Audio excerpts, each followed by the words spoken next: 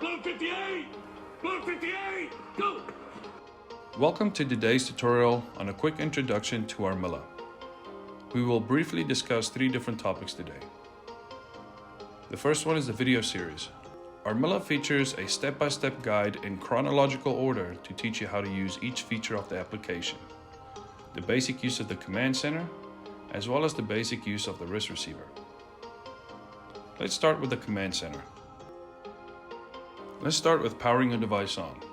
The power button is located right next to the charge port. To turn on your tablet, press and hold the power button for 4 seconds. You will see an Amazon logo flash on the screen. Give it a few seconds to boot, and once this symbol disappears, your tablet is turned on. You can rotate the tablet to turn it to landscape. To unlock the tablet, slide your finger up on the screen. From here, navigate over to Settings and select Internet. Make sure your Wi-Fi is turned on in the top right. From here, click on Wi-Fi Preferences and allow the device to scan for available networks. Once you found your network, click on it and enter the password. You can hit the back button or minimize the application with the circle button. Head on over to Armilla Football or Armilla Baseball and open up the application. From here, you can select Always Allow for the external communication port and hit OK. As you saw in the footnote, the tablet will not work or connect to any wrist receivers while charging. The circle button in the middle will minimize any application you currently have open. You can open the app back up by clicking on it. The square button will show you all your open applications. You can then scroll through an application, or you can swipe up to close out that application. Pay attention to the top right here, as the communication port is not connected and then turns green to show it is connected. That is the connection status of the communication port. Next, we'll cover the basic functionalities of the wrist receiver.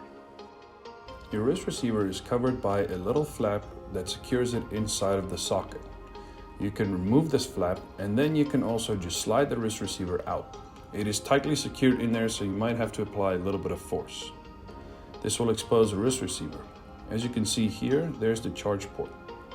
You can slide the wrist receiver back inside, and then all you need to do is reach underneath and then pull that socket back out.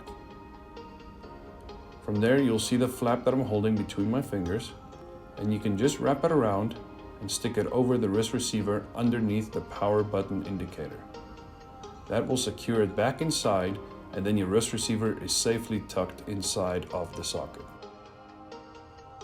To power your device on, press and hold the power button for 3 seconds. The screen will flash and you will feel a buzz. If your device does not turn on after you held down the power button, the battery has likely been depleted. Take a charger and plug it into the device. The device will turn on. After a few seconds, you will see the battery indicator on the top right will be completely empty. Give it some time to charge and your device will be ready.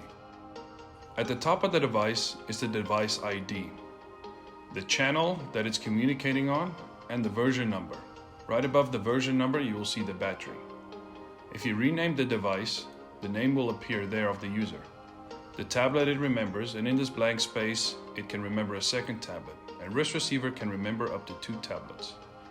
You can place the device in pairing mode by double-clicking the power button. Give it a couple seconds and it'll display pairing mode. It will stay in pairing mode for up to 30 seconds, and you can connect the tablet and start scanning for available devices. After some time, you'll see that the device says pairing timed out. If you only connected 1 tablet, it will time out. If you connected a second tablet, it will show that pairing has been finished. Here you'll see the wrist receiver displays a second tablet being paired and then shows finished pairing. After a little bit, it'll tell you it's waiting for a game and it's ready to play. It will also display both tablet addresses that it had connected to after showing ready to play. When you try to place the device back in pairing mode, it won't be able to connect to another tablet.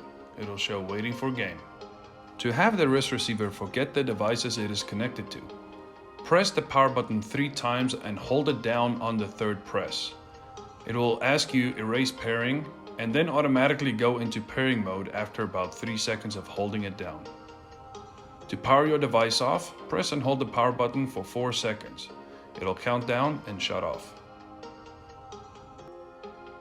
So in a quick summary, to power on your device, press and hold the power button for 3 seconds. To place it into pairing mode, double tap the power button and make sure you press hard enough. The wrist receivers can only connect up to 2 tablets at once.